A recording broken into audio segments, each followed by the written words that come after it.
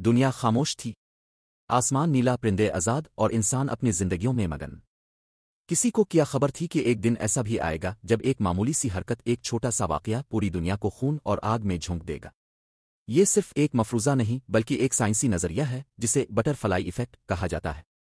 ایک نظریہ جو کہتا ہے اگر دنیا کے ایک کونے میں ایک تتلی اپنے پر ہلاتی ہے تو اس کا اثر دنیا کے دوسرے کونے میں طوفان کی صورت میں ظاہر ہو سکتا ہے۔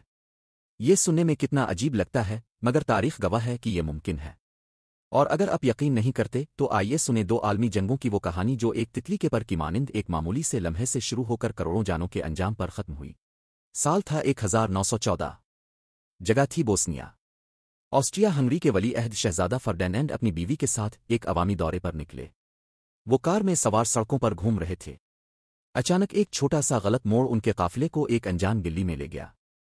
اسی لمحے ایک نوجوان گوریلا پرنسپ جو محض کھانے کی تلاش میں نکلا تھا اس گلی میں موجود تھا۔ جیسے ہی اس کی نظر شہزادہ اور اس کی بیوی پر پڑی، اس نے موقع غنیمت جانا، پستول نکالا اور دونوں کو گولی مار دی۔ یہ ایک وہ اتفاقی قتل تھا مگر دنیا کو اس کی قیمت 2 کروڑ جانوں کی صورت میں چکانی پڑی۔ آسٹریا نے سربیا پر حملہ کیا۔ روس نے سربیا کا ساتھ دیا۔ جرمنی، فرانس، برطانیہ، ترکی اور درجنوں ممالک جنگ میں کود گئے۔ یوں پہلی جنگ عظیم شروع ہوئی، ایک جنگ جس نے یورپ کو کھنڈر بنا دیا، معیشت تباہ کر دی اور انسانیت کو ہلا کر رکھ دیا۔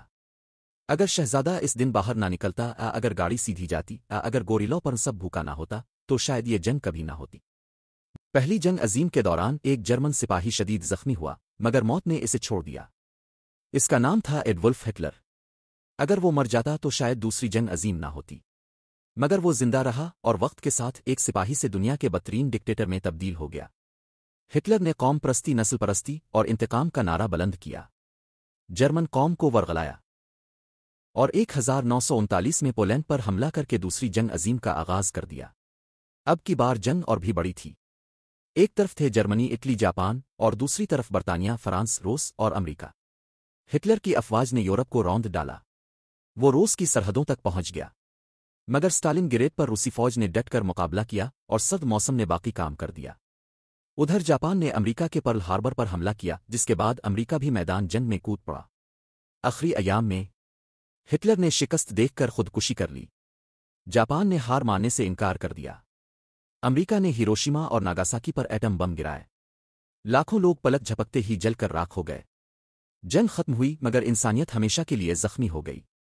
اور پھر سوال پیدا ہوا، اگر گوریلا پرنسپ بھوکا نہ ہوتا، اگر ہٹلر زخمی ہو کر مر جاتا، اگر جاپان پرل ہاربر پر حملہ نہ کرتا، اگر ایک تتلی اپنے پر نہ ہلاتی۔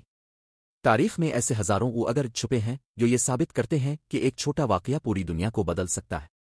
اور یہی ہے بٹر فلائی ایفیکٹ، ایک ایسا نظریہ جو ہمیں بتاتا ہے کہ تاریخ ہمیشہ بڑے فیصلوں سے نہیں بلکہ چھوٹے اتفاقات سے لکھی جاتی ہے۔